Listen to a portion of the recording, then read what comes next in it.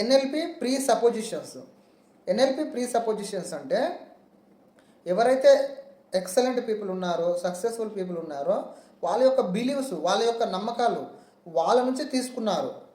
వీటిని మనము ఫాలో అవుతే, వీటి ప్రకారం మనం మన లైఫ్ని లీడ్ చేస్తే మనం కూడా వాళ్ళలాగా కావచ్చు. ఓకే, నెక్స్ట్ చూద్దాం. If what you are doing not working, do something else. If what you are doing not working, do something else. ఇప్పుడు మీరు ఏదైనా చేస్తున్నారు, అక్కడ అనుకున్న రిజల్ట్ రావడం లేదు అంటే ఇంకా ఏదో చేయాలి.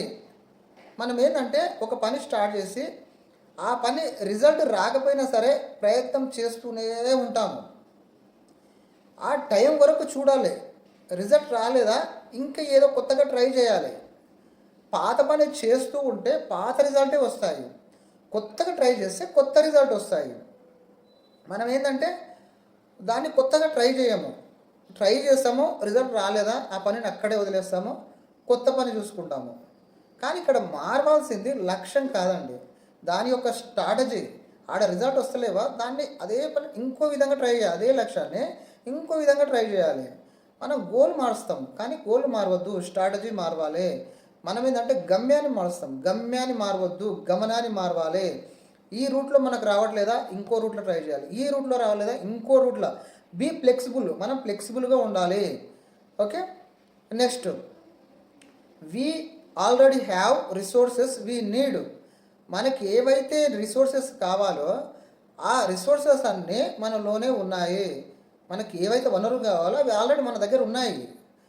మనకు కాన్ఫిడెంట్ కావాలి, అది ఆల్రెడీ మన దగ్గర ఉంటుంది. కరేజ్ కావాలి, ఉంటుంది. హ్యాపీనెస్, జాయ్, ఇవన్నీ ఆల్రెడీ మన దగ్గర ఉన్నాయి.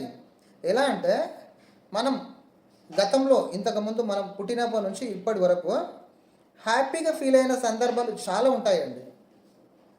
కాన్ఫిడెంట్గా ఉన్న సందర్భాలు ఉంటాయి. అవి వనరులు అంటే అవి రిసోర్సెస్ అంటే అవి మనం ఏమనుకుంటామంటే నా దగ్గర రిసోర్సెస్ లేవనుకుంటాము. ఇప్పుడు వాటితోటి అవసరం పడ్డప్పుడు ఆ రిసోర్సెస్ అన్నింటినీ బయటికి తీసుకురావాలి. మనం ఏంటంటే ఆ రిసోర్సెస్ చూడము, మనం ఏంటంటే ఆ రిసోర్స్ఫుల్నెస్లో ఉండము, అవి మనకు కనబడవు. అందుకనే మనలో అన్ని రిసోర్సెస్ ఉన్నాయి, కాకపోతే ఏంటంటే వాటిని గుర్తించాలి, వాటిని చూడాలి, వాటిని బయటికి తీసుకురావాలి, వాటిని వాడుకోవాలి. అంతే, అన్నీ ఉన్నాయి మన దగ్గర. Okay, next we can not communicate. We can not communicate అంటే మనము కమ్యూనికేషన్ చేయకుండా ఉండలేము. ఆల్వేస్ కమ్యూనికేషన్ చేస్తూనే ఉంటాము, ఎల్లప్పుడూ కమ్యూనికేషన్ చేస్తూనే ఉంటాము. మనం ఏమనుకుంటామంటే ఇక్కడ మనము మాటల ద్వారా, ఓన్లీ వర్బల్ ద్వారా చేసింది మాత్రమే కమ్యూనికేషన్ అని అనుకుంటాము. కాదండి, దానికంటే ఎక్కువగా మన బాడీ లాంగ్వేజ్ ద్వారా, మన ఫిజియాలజీ ద్వారా కమ్యూనికేషన్ జరుగుతుంది. మనం ఒక వ్యక్తిని ఏమన్నా అన్నాము, తను మన పైన కోపంగా ఉన్నాడా లేదా అనేది తను మనకు చెప్పాల్సిన అవసరం లేదు, నోటి ద్వారా చెప్పాల్సిన అవసరం లేదు. తనని చూస్తే, తన ఫేస్ ఎక్స్ప్రెషన్స్, తన యొక్క బాడీ లాంగ్వేజ్ చూస్తే మనకు అర్థమైపోతుంది అతను ఏ స్టేట్లో ఉన్నాడు, కోపంగా ఉన్నాడా లేదంటే నార్మల్గా ఉన్నాడా అనేది.